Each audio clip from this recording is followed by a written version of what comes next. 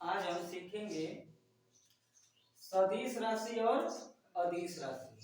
सदिश राशि क्या होता है और अदिश राशि क्या होता है, देख लेते हैं। देखिए, एक होता है सदिश राशि, ठीक है। क्या होता है सदिश राशि? क्या होता है सदिश राशि? सदिश राशि किसे कहते हैं? वे राशि, यानी कहते हैं वे भौतिक राशि जिनमें जिनमें परिमाण परिमाण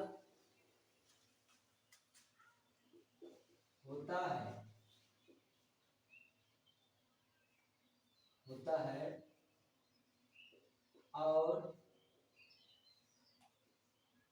दिशा भी, जिनमें परिमाण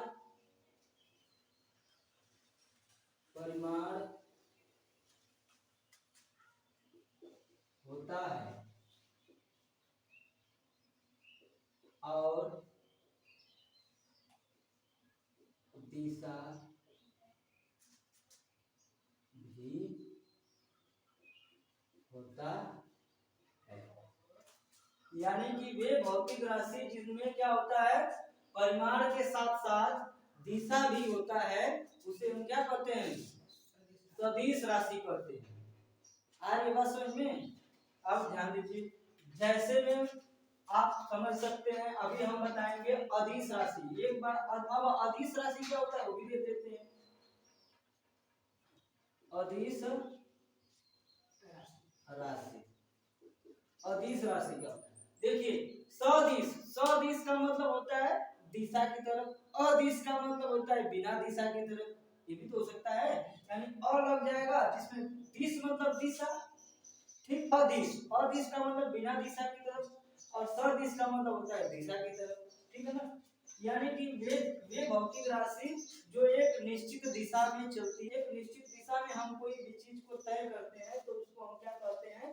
सदिश राशि कहते हैं, ठीक। अच्छा, अब ध्यान देंगे कि वह कौन कौन सी चीज होती है जिसमें क्या होती है, जो सदिश होती है और अदिश होती है, दोनों को देख लेंगे। देखिए, अब हमने जाना कि सदिश जो होती है वे भौतिक राशि जिनमें परिमाण होता है और दिशा भी होता है, ठीक। यानी कि परिमाण के साथ साथ उसका दिशा भी होता है। अदिश राशि इसमें होगा वे भौतिक राशि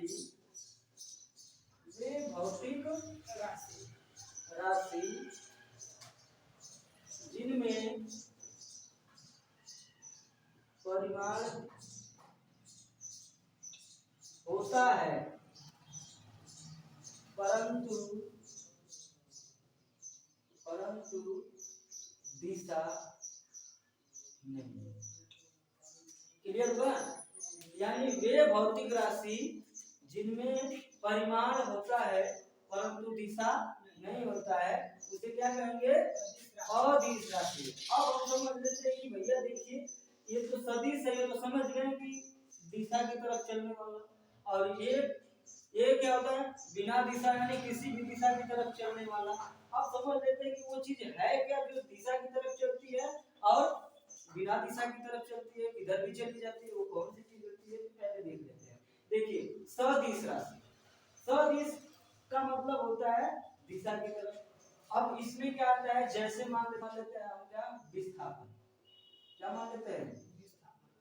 विस्थापन, ठीक। और विस्थापन क्या होता है अभी हम जस्ट बताएंगे।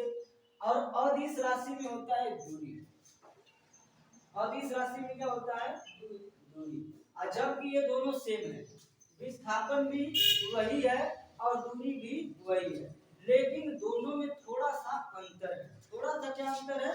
बस ये अंतर है कि यह सदिश है, यानी कि यह दिशा की तरफ गमन करता है और यह क्या करता है कि किसी भी निश्चित दिशा से देख लेते हैं कि विस्थापन और दूरी में क्या अंतर है। देखिए, विस्थापन और दूरी में अंतर। ध्यान दीजिए, और जबरदस्त चीजें हैं, देखिए ध्यान से। जो दूरी होता है ना, दूरी, जैसे हम कोई दूरी तय करते हैं तो हम क्या करते हैं, एक दिशा की तरफ नहीं, जैसे मान लीजिए कि हम रास्ते पर यदि चलते हैं तो हम किसी भी दिशा की तरफ, अभी बाएं मुड़ना होगा तो हम बाएं मुड़ जाएंगे, दाएं मुड़ना होगा तो दाएं मुड़ जाएंगे, सीधा चलना होगा सीधा चलेंगे, मतलब एक निश्चित दिशा की तरफ नहीं चलेंगे। क्यों? यानी कह सकते हैं कि यदि हम दूरी को तय करेंगे तो हम रास्ते से जाएंगे, लेकिन विस्थापन में ऐसा नहीं होता है।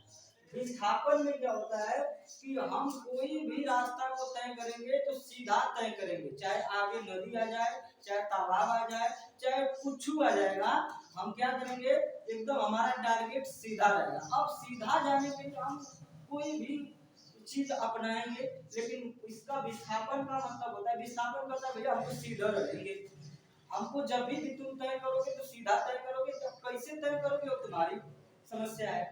लेकिन दूरी कहता है कि भैया हमको जब भी तय करोगे तो किसे, रास्ते से तय करना, और जब रास्ते में भाई जब तय करोगे तो रास्ता तो सीधा आपको मिलेगा नहीं, यानी आपको कैसे तय करना पड़ेगा, यानी कि दिशा जरूर है, आप चेंज कर सकते हैं, ठीक है ना।